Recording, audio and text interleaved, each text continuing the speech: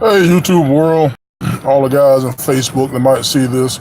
This is Dennis with Miles and Son Services, junk removal again. This is the final part of the networking videos that we're making. I told you guys to go out and network. I told you guys where to network.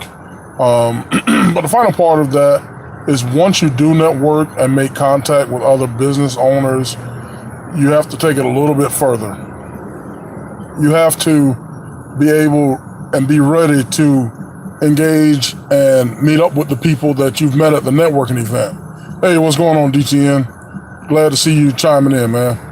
But when you network, it's not just going to the meeting and passing out your business cards and, wait for the next meeting or go from meeting to meeting. But there's another step that comes after that. The first thing you want to do is when you get home, you get all the business cards that you've collected and you email everyone that you've met. You email them, hey, this is DTN window, business. Glad I met you today at such and such networking meeting. Hope we have a chance to talk later, blah, blah, blah. You guys know all the small talk. I don't have to go through all that. But also, you want to follow that up with a phone call. Follow up a few days later. See if you can schedule a one-on-one with them. Because what you're trying to do is you're trying to build your pipeline. You're trying to build your referral base. That particular person may not need your services, but you don't know if they know somebody who in the very near future that will need your service. So you want to sit down, you want to talk to them. Don't go there with the mentality of selling. Yeah, it took me some years to get that down, DTN. And actually, that's how I started, was cleaning windows. That's how I started hustling. But that's for a whole nother video. But you want to sit down with an open mind of what they're saying to you, of who they are, what they bring to the table. And then, when your opportunity come to arise, always know key information. They want to know if you're licensed and insured. Of course you are. They want to know how long you've been in business. You can tell them that. But they also want to know, what is your ideal client? Who's your ideal client? Who is your ideal client? Who do you really want to work with? Who will fit your business best? Always know that, because you don't want to sit at the table saying, I don't know, because it makes you sound less than professional. It makes you sound less than trustworthy. So in this industry, we all have that one client in mind, that one residential client, that one commercial client. We have that in mind. We know who we want to work with. I'm kind of a hit it, quit it, and go type of guy. I love the residential sector. That's just me. A lot of guys thrive on the bigger jobs, to each his own. But I also tell you one thing. One of my coaches told me, my sales coach told me, he said, always, always, always. I'm sorry, not my sales coach, but a guy I watch on YouTube, Patrick Bet David. He said, always be ready for the explosion. Nothing will be worse if you're plowing away and then you get that one client who has, a warehouse or 4 or 5 different rental properties that's got to be cleaned out now, and you're saying, okay, I got a 12-foot trailer. It's going to take me 6 weeks to do it. You don't want that. Always be thinking of how you can prepare yourself for the explosion.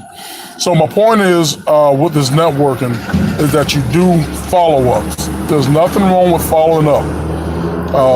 Following up by email, text, sometimes you might want to go to lunch.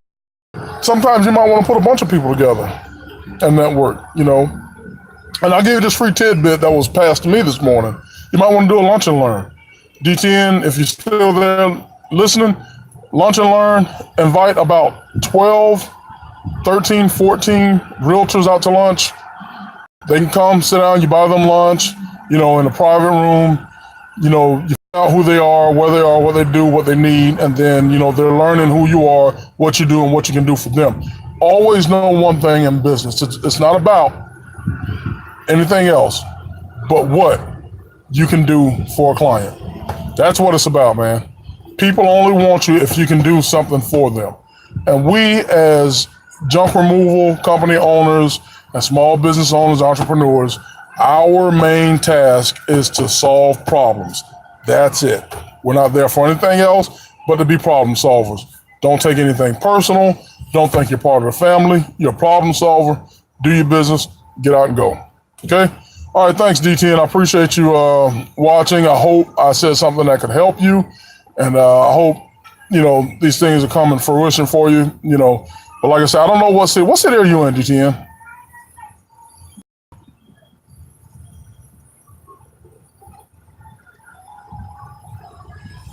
Okay, good idea.